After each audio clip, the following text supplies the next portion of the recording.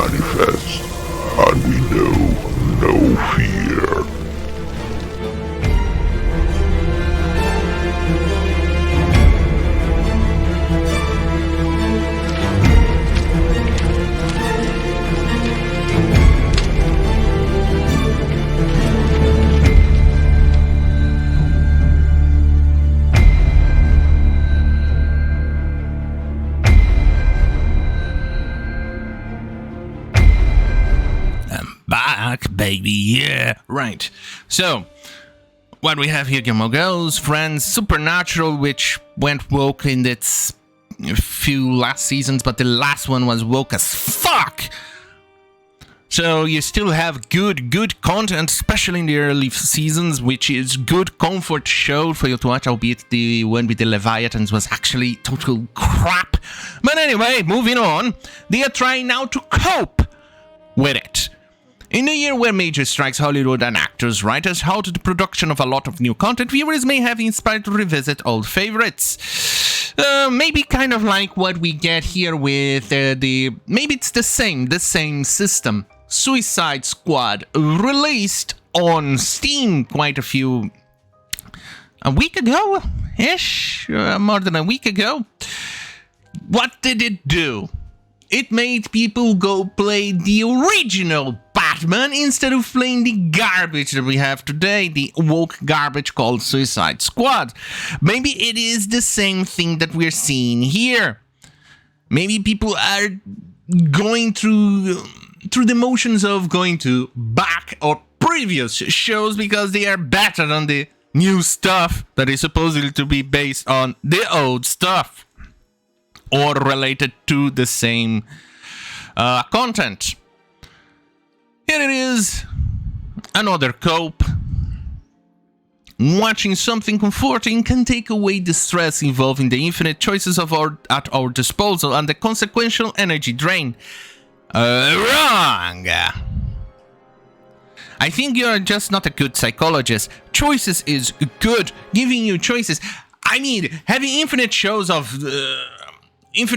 of shows, it's not a bad thing, it's actually a good thing because it means you will end up finding the show that you like through a review or a comment from somebody or a friend that you trust, etc. This is just communist shenanigans. Where have you had depression by having a lot of choices? This person here is so retarded they are basically trying to tell you, maybe we should go and do what the commies did. Have one brand on one show and be good. What sort of retard is this? This idiot here. Not very good. I'm sorry, but I prefer choices. I prefer to have the options to choose whatever I goddamn fucking wish. Goddamn fucking filthy communists. Anyway, they go on and show here, more or less, the new shows. And their numbers are kind of an absurdity crap. I haven't seen any of these. Maybe Tom Clancy's Jack Ryan, but only a few episodes. And anything after that, nothing. And I feel absolute no desire to watch any of it. Because woke garbage. And they are reeling and feeling it through their pockets. But the best thing is that they still cannot realize that it is them who is at fault, not us. But yet, they still blame us. Kind of like that meme from The Simpsons with the Principal Skinner going, oh, what if it's me? Ah, nah, it's them. Right, here. From Cosmic Book News, Disney exec blames fans, refuses to take blame for Star Wars, the Marvel's failure. Huh. Well, now that's a very interesting thing, because why would they accept the blame? After all, it's so modern audience. As it turns out, most people really don't like the goddamn fucking leftist mentality. Here is what they said. Everyone says it's the movie is stupid, which is an easier thing for people to say. A more appealing movie is a great way to jump the political issues, but more and more our audience, or the segment of the audience that has been politicized, equates the perceived messaging in a film as a quality issue. They won't say they find female empowerment distasteful in the Marvels or Star Wars, the latest trilogy starring Daisy Ridley, but they will say they don't like those movies because they are bad. So they make better movies becomes code for making movies that conform to regressive gender stereotypes or put men in front of center in the narrative. Which is what you see now and what Bob Iger Pivot is about right now. Well, let me put it this way. Your retarded or regressive idea is what it is, regressive.